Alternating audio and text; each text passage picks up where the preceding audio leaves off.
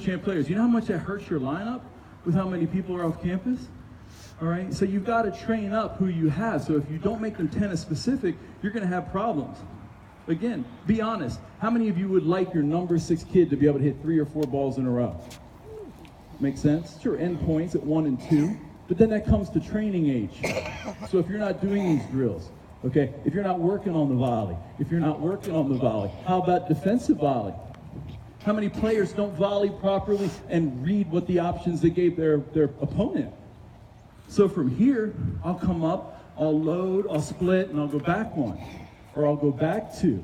And again, you have to look down, but that's one of the detrimental things about using ladders in general. Kids they're not in a very athletic position, all right? So again, stations, be your prop comic. Now, on court, all right? This is where hopefully you get a few things. All right, I think I got, one more. Anybody have kids that like to throw their racket? Be honest. Love 15, down 1-2. Throw the racket. What I do is I make it allowable during this time of year.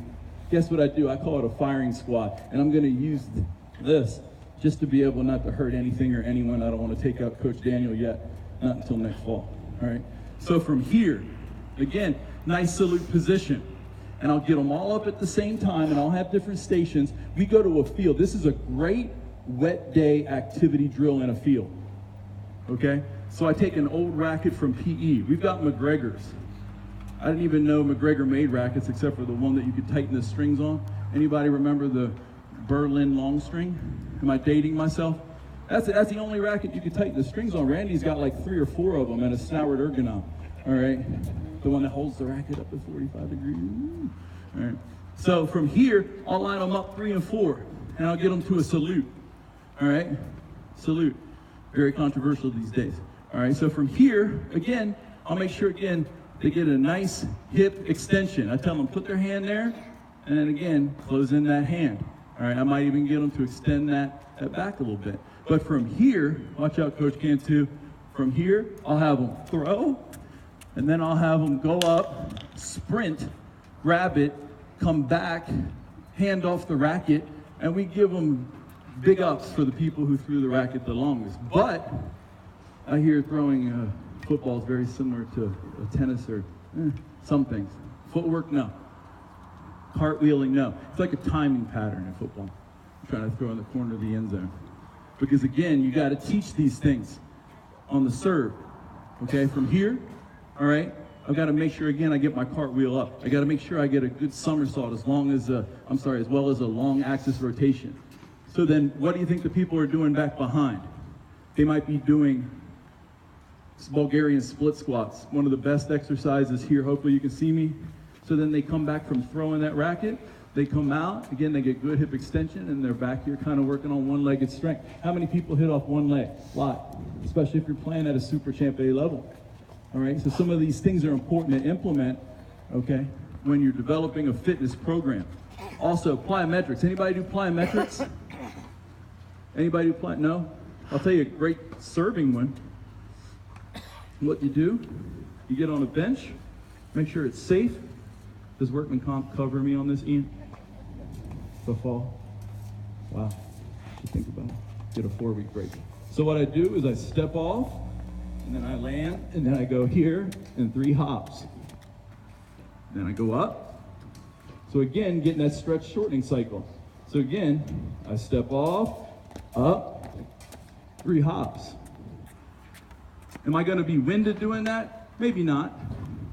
Maybe not, but again, the idea is to work and wake up the muscles in a way that you're going to help tennis players. Not that you're going to develop, because honestly, I've seen coaches, they all stand in the middle and blow the whistle, okay? So again, wasteful. Deuce, grab a racket, all right? One thing I like to do, lowest, fastest, hardest shot in the game, return a serve. Often least practice. Come over here, please.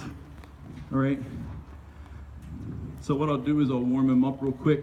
As people are on their roadmap, I'll do like a soft toss. So you're going to hit a cross-court forehand, cross-court backhand, and then inside-in forehand. I'll call it out. So cross-court forehand, over there. Cross squirt back in, you're fine. And then inside in forehand, go up, go up, go up, go up, all right? You do a couple of rotations of that, those kids are gonna be tired, all right? Groups of 2, 3, 4, all right? Then once I develop on top of that, I might have them come up and work on hitting the upper level strike zone forehand. Don't let this bounce and rip it. So move up, forehand. Ready, move up, forehand. Move up, forehand, all right? Even better, how many kids like to slap the ball into the fence? How many kids like to do that? Come on, don't lie. Jordan does. So what I do, I want to see if you can stick these balls in the fence without hitting the speaker, all right? So again, you got a pusher, someone that doesn't like to really open up the shoulders and make early contact. They're going to have problems with this, all right? And they start up close, all right? So move up a little bit. Stick this one in the fence. Stick this one in the fence. Again, stick it in the fence, all right? Don't hit the bar. Stick it in the fence. So again, things that you can do while you've got 3 or 4 other things going on. 3 or 4 things going on. If you've got an assistant coach, great. Return to serve.